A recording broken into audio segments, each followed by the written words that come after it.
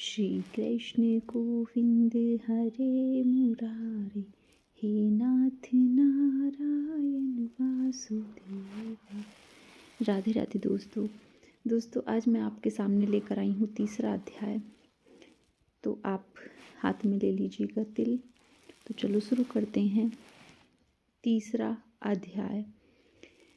तब राजा दिलीप कहने लगे कि महाराज, यह पर्वत कितना ऊंचा और कितना लंबा चौड़ा है। तब वशिष्ठ जी कहने लगे कि 36 योजन 1 योजन 4 कोस का होता है। ऊंचा ऊपर चोटी में 10 योजन चौड़ा और नीचे 16 योजन चौड़ा है, जो हरी, चंदन, आम, मदार, देवदार और अर्जुन के वृक्षों से सुशोभित है। दुर्भिक्ष से दुखी होकर इस सुंदर पर्वत को और फल फूलों से परिपूर्ण देखकर भृंगु वहीं रहने लगे और यहाँ पर कंदराओं, वनों और उपवनों में बहुत दिनों तक तप करते रहे। इस प्रकार जब भृंगु ऋषि वहाँ पर अपने आश्रम पर रह रहे थे तो एक विद्याधर अपनी पत्नी सहित उतरा। वह अत्यंत दुखी थे। उन्होंने भृंगु ऋषि को प्रणाम किया और ऋषि ने बड़े मीठे स्वर में उनसे कहा कि हे विद्याधर, तुम बड़े दुखी दिखाई देते हो, इसका क्या कारण है? तब विद्याधर कहने लगा कि महाराज, पुण्य के फल को पाकर, स्वर्ग पाकर तथा देव तुल्य शरीर पाकर भी मेरा मुख व्याघ्र जैसा है। यही कारण मेरे दुख और अशांति का है। ना जाने किस पाप का फल है मेरे चित्त की व्याकुलता का। दूसरा कारण भी सुनिए। यह मेरी पत्नी अति रूपवती, मीठा वचन बोलने वाली, नाचने और गाने की कला में अति प्रवीण, शुद्ध चित्त वाली, 7 सुरों वाली, वीणा को बजाने वाली, जिसने अपने कंठ से गाकर नारद जी को प्रसन्न किया, नाना स्वरों के नाद से वीणा बजाकर कुबेर को प्रसन्न किया, अनेक प्रकार के नाच ताल से शिवजी महाराज भी अति प्रसन्न और रोमांचित हुए। शील, उदार रूप तथा यौवन में स्वर्ग की कोई अप्सरा भी इस जैसी नहीं है। कहाँ ऐसी चंद्रमुखी स्त्री और कहाँ मैं व्याघ्र मुख वाला, यही चिंता सदैव मेरे हृदय को जलाती है। विद्याधर के ऐसे वचन सुनकर तीनों लोकों की भूत, भविष्यतः और वर्तमान की बात जानने वाले तथा दिव्य दृष्टि वाले ऋषि कहने लगे कि हे विद्याधर, कर्म के विचित्र फलों को प्राप्त होकर ज्ञानी पुरुष भी मोह को प्राप्त हो जाते हैं।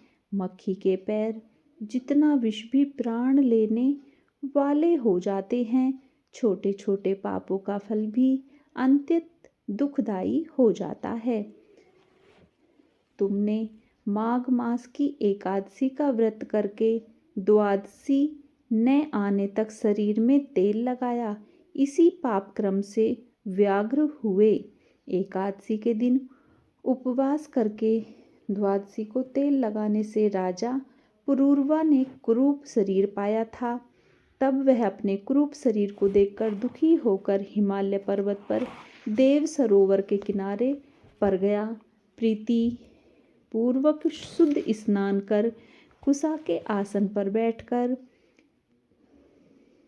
भगवान कमल नेत्र, शंख चक्र गदा पद के धारण करने वाले, पीतांबर पहने, वनमाला धारण किए हुए विष्णु का चिंतन करते राजा पुरूरवा ने 3 मास तक निराहार रह भगवान का चिंतन किया।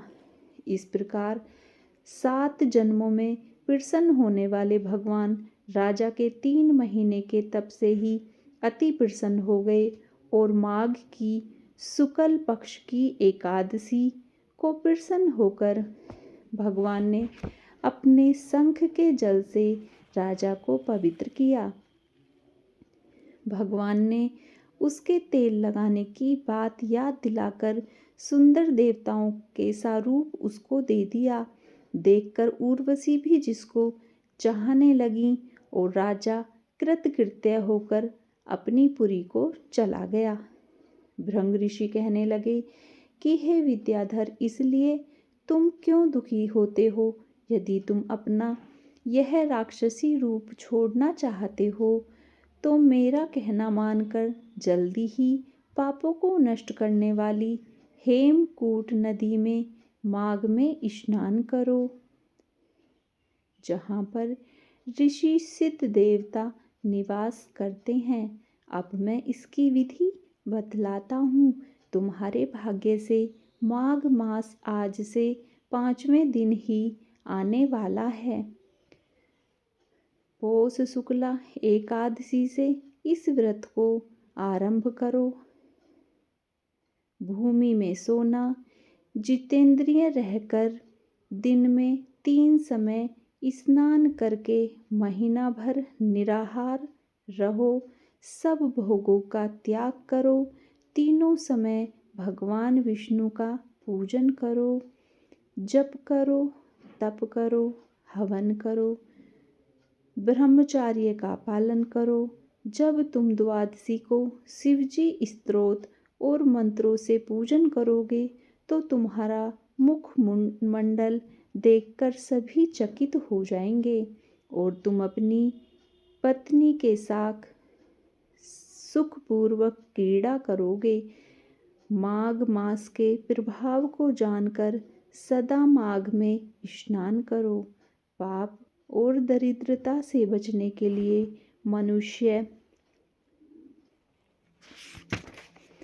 को सदा यत्न से माघ मास का स्नान करना चाहिए। स्नान करने वाला इस लोक तथा परलोक में सदा सुख पाता है। वशिष्ठ जी कहते हैं कि हे दिलीप, भृंगु जी के यह वचन सुनकर वह विद्याधर अपनी स्त्री सहित उसी स्थान पर पर्वत के झरने में माघ मास का स्नान करता रहा और उसके प्रभाव से उसका मुख देव सदृश हो गया और वह मणिग्रीव पर्वत पर आनंद से रहने लगे।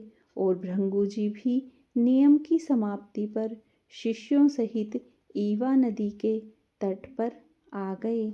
3रा अध्याय समाप्त।